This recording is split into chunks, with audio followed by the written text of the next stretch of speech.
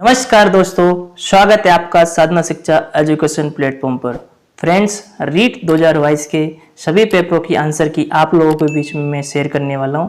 लेकिन फिलहाल रीट 2022 24 जुलाई का जो पेपर हुआ था, फर्स्ट वाले यानी शिफ्ट नंबर 3 का बी सीरीज को मैं यहाँ पर आप लोगों के बीच में शेयर कर रहा हूँ। ठीक है फ्रेंड्स, फिलहाल मैं साइकोलॉजी के शेयर करूँगा, पर बाकी सभी विषयों की जानकारी भी दूंगा। ठीक है फ्रेंड्स, इस आंसर की में 1-2 नंबर क्वेश्चंस का वेरिएशन हो सकता है, बाकी आपको पूरी तरह सटीक आंसर देखने को मिलेंगे। ठीक है फ्रेंड्स, बिना टाइम गवाए शुरू करते हैं। फर्स्ट क्वेश्चन है, which disorder is a type of learning disability, यानी लर्निंग डिसएबिलिटी से क्वेश्चन था। तो आप यहाँ पर देख लीजिए, इसका लर्निंग डिसएबिलिटी से तो इसका होगा डिसलेक्सिया। ठीक है, सी ऑप्शन राइट आंसर हो जाएगा। ठीक है फ्रेंड्स, आगे बढ़ते हैं। नेक्स्ट क्वेश्चन, कुसमायोजन का कौन सा तत्व विशेष रूप से निर्णय लेने से संबंधित है, यानी कुसमायोजन का कौन सा तत्व विशेष रूप से निर्णय लेने से संबंधित है। तो कभी कभी निर्णय लेने में कि ये करना चाहिए कि वो करना चाहिए, तो उसमें क्या होता है, कॉन्फ्लिक्ट हो जाता है, धुंध हो जाता है। तो उस स्थिति में क्या होता है, तो धुंध, डी आंसर राइट आंसर हो जाएगा। आगे बढ़ते हैं। नेक्स्ट क्वेश्चन के अनुसार, क्वेश्चन नंबर 3, जेपी गिलबर्ट के अनुसार सृजनात्मक बालकों की विशेषता कौन सी नहीं है, यानी जेपी गिलबर्ट के अनुसार सृजनात्मक बालकों की विशेषता कौन सी नहीं, ये आपको ये बताना था। देखिए फ्रेंड्स, क्वेश्चन में नहीं है कि वगैरह को आप अच्छे से देख लिया करो, इसकी वजह से क्वेश्चन काफ़ी गलत हो जाते हैं। ठीक है फ्रेंड्स, बताइए। तो चिंतन में लचीलापन होना चाहिए, ठीक है, चिंतन में मौलिकता भी होना चाहिए, और समस्या के बहुविधि उत्तर भी होना चाहिए, और चिंतन में समानुपाती बातें इन्होंने नहीं की है। तो इसका ऑप्शन नंबर 1 राइट आंसर हो जाएगा। ठीक है, चिंतन में समानुपाती, option number first right answer हो जाएगा। यहाँ पर इन्होंने नहीं पूछा था। आगे बोलते हैं नेक्स्ट क्वेश्चन की तरफ। ट्राइसोमी 21 को खा जाता है। ठीक है, trisomy 21 is the termed as, तो इसको डाउन संलक्षण यानी डाउन सिंड्रोम्स कहा जाता है। ठीक है, ये विज्ञान से रिलेटेड क्वेश्चंस है, अब अपने सीडीपी में विशेष क्वेश्चंस है, आप लोग और इसको अच्छे से देख लेना। लेकिन फिलहाल इसका डी आंसर राइट आंसर है, down syndromes, D option right हो जाएगा। आगे बढ़ते हैं नेक्स्ट क्वेश्चन की तरफ।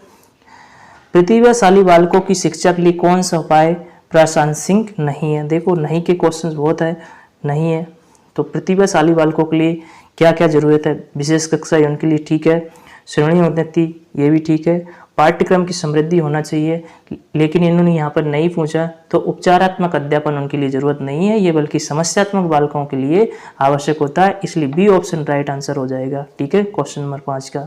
ठीक है फ्रेंड्स, आगे बढ़ते हैं नेक्स्ट प्रश्न की तरफ। निम्न में से क्वेश्चन नंबर 6 देखिए, निम्न में से कौन सा कक्षा में सीखने को प्रभावित करने वाला मनोवैज्ञानिक कारक है। तो इस देख लीजिए कौन सा कारक है इसमें। Which of the following is the psychological factor influencing classroom learning. तो स्वास्थ्य, उम्र एवं जेंडर ये नहीं होगा। ठीक है, आगे परिपक्वता का स्तर, ये भी मनोवैज्ञानिक कारक नहीं। विषय वस्तु की अर्थपूर्णता, यहाँ पर सी ऑप्शन राइट होगा, अभिप्रेरणात्मक एवं संवेगात्मक अवस्था, तो option number C right answer. ठीक है, आगे बढ़ते हैं नेक्स्ट प्रश्न की तरफ। अधिगम का अंतर्दृष्टि सिद्धांत किसके द्वारा प्रतिपादित किया गया। देख लीजिए क्वेश्चन नंबर 7 का, अधिगम से बाहर क्वेश्चन किया, तो यानी इनसाइड लर्निंग जो है वो किसके द्वारा प्रतिपादित की गई है। देखो, हिंदी वर्ड में जहाँ कन्फ्यूजन हो वहाँ पर आप इंग्लिश को देख लिया करो, ज़्यादा आसानी रहती है। ठीक है, तो यहाँ पर अधिगम का अंतर्दृष्टि सिद्धांत वोल्फगैंग कोहलर यानी कोहलर मोदे ने दिया था। फर्स्ट ऑप्शन आपका राइट आंसर हो जाएगा। आगे नेक्स्ट क्वेश्चन के देख लेते हैं। क्वेश्चन नंबर 8, अधिगम के समस्या समाधान उपागम का अंतिम चरण कौन सा है। देख लीजिए, which in the final step of problem solving approach of learning, यानी प्रॉब्लम सॉल्विंग की फाइनल स्टेप्स कौन सी है, तो वो क्या होता है, वेरिफिकेशन ऑफ परफॉर्मेंस ही होता है। ठीक है, तो option number C right answer हो जाएगा। किसी भी समस्या का लास्ट में वेरीफाई किया जाता है और फिर उसकी परफॉर्मेंस का निष्पादन किया जाता है। तो इस तरह option number C right answer हो जाएगा। आगे देखते हैं नेक्स्ट क्वेश्चन, क्वेश्चन नंबर 9, समायोजन के लिए एक युक्ति के रूप में रक्षात्मक युक्तियों के प्रयोग को मौलिक रूप से किसके द्वारा प्रस्तुत किया गया था? Use of defence mechanism as a strategy for adjustment was originally introduced by whom? किन के द्वारा किया गया था समायोजन के लिए युक्ति के रूप में? तो ये समायोजन की रक्षा युक्तियों की बात सिगमंड फ्रायड ने की थी, ठीक है, हित ईगो सुपर ईगो के तहत, ठीक है। ये थोड़ा कंफ्यूजन वाला क्वेश्चन था, व्हाट इसका राइट आंसर सिगमंड फ्रायड होगा, ठीक है।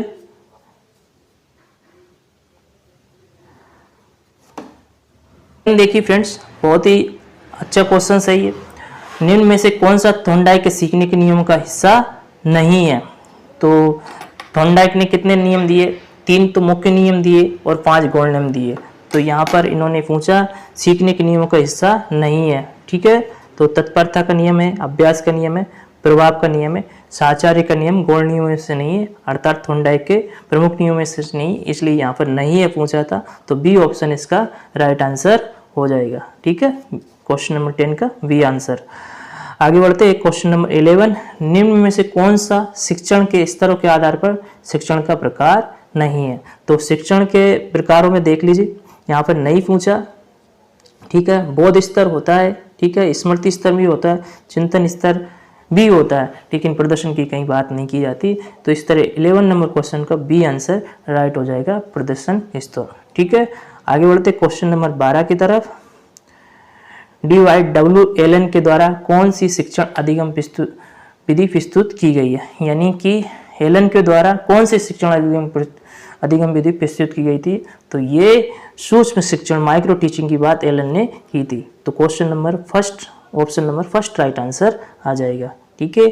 आगे बढ़ते हैं, देख लीजिए अभिप्रेरणात्मक चक्र के 3 महत्वपूर्ण घटक कौन से हैं?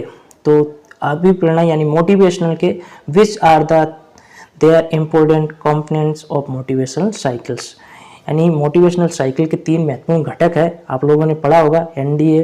तो इसमें आ जाएगा आपको सबसे पहले नीड, आवश्यकता, ठीक है, नीड। इसके बाद आपका ड्राइव यानी अंतर्नोद, फिर इसके बाद प्रोत्साहन इंसेंटिव, ठीक है।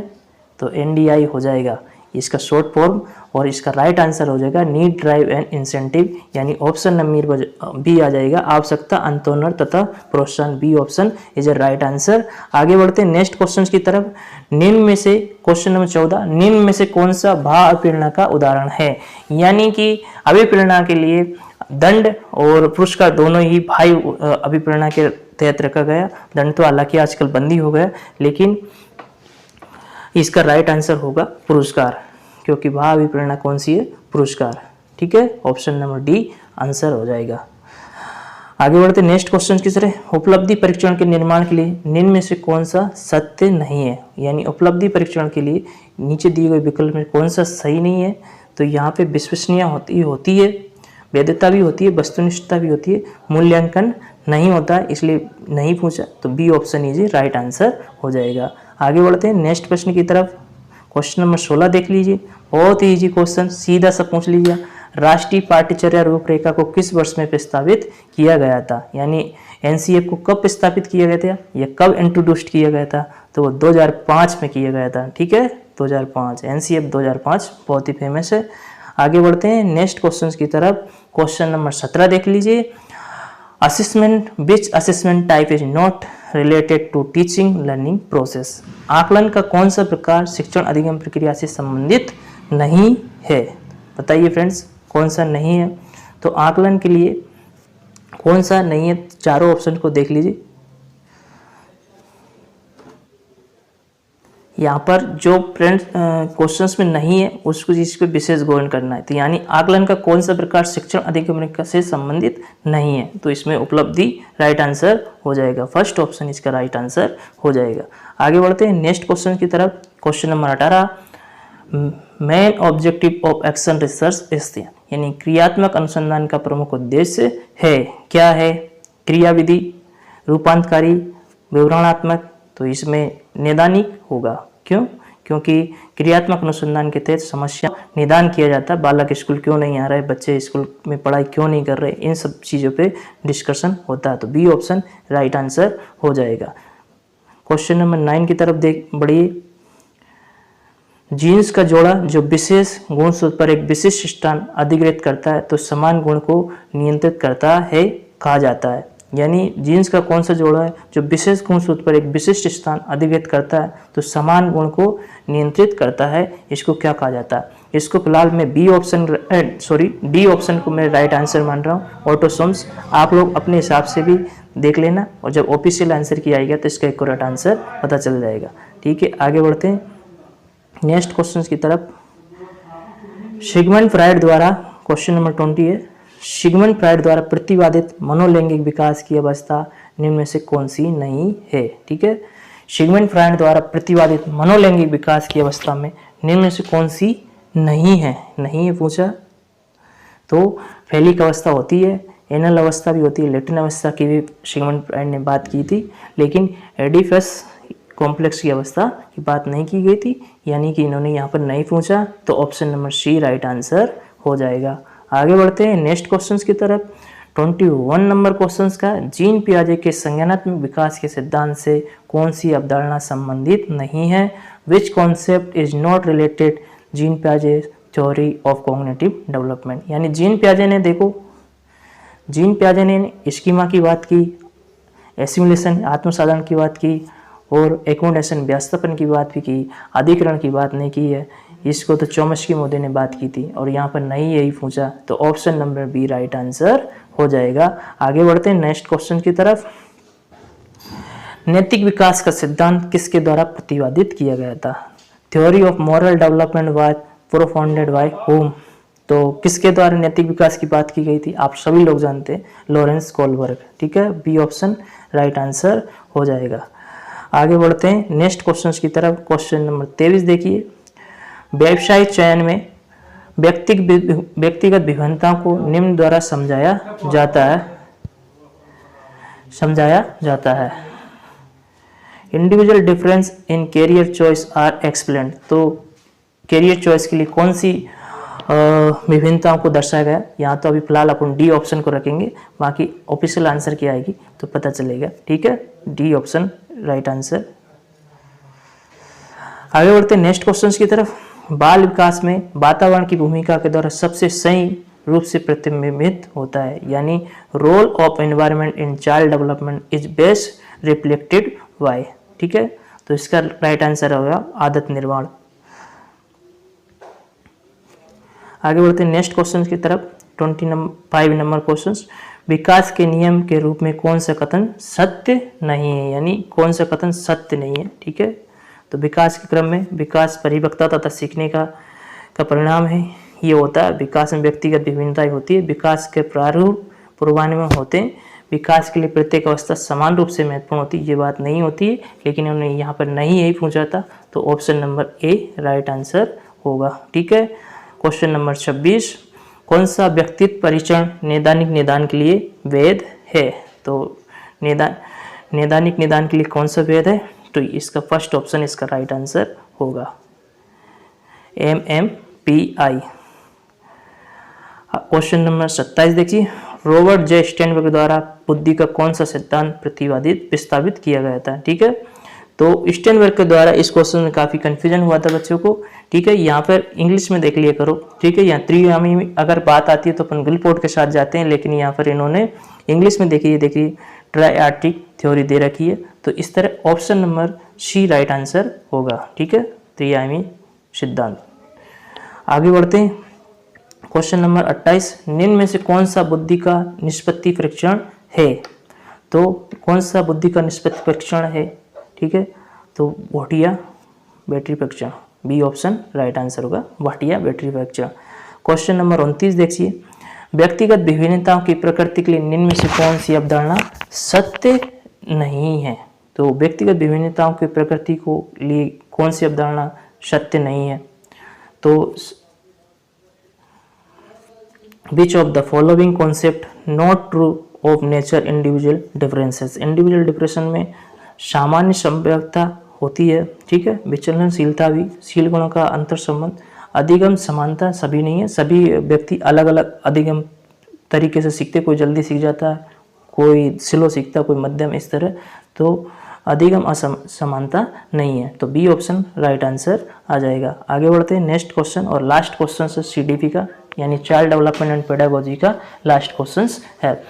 व्यक्तित्व का शील गुण सिद्धांत किसने प्रतिपादित नहीं किया? ठीक है, व्यक्तित्व का शील गुण सिद्धांत किसने प्रतिपादित नहीं किया? ठीक है, तो गॉर्डन ओल्पोर्ट तो इसके प्रमुख ही है, रेमंड केटल का भी नाम आता और हैंस आईजेंग का भी आता, तो इसमें नहीं पूछा था, तो इसमें पॉल कॉस्टा और रॉबर्ट मैक्रे। ठीक है, ये राइट आंसर हो जाएगा। तो ठीक है फ्रेंड्स, ये आपने बहुत जल्दी से CDP के यानी चाइल्ड डेवलपमेंट के 30 क्वेश्चंस की आंसर की देख ली। फ्रेंड्स, यहाँ पर मैं हिंदी, संस्कृत और समाज विज्ञान की इनकी भी आंसर की लाऊंगा नेक्स्ट वीडियो के साथ। आप लोग मिलान कर लेना, आप लोगों को कितने नंबर बन रहे हैं मुझे कमेंट बॉक्स करके कमेंट में बताना। ठीक है फ्रेंड्स, मिलते हैं नेक्स्ट वीडियो के लिए, तब तक जय हिंद।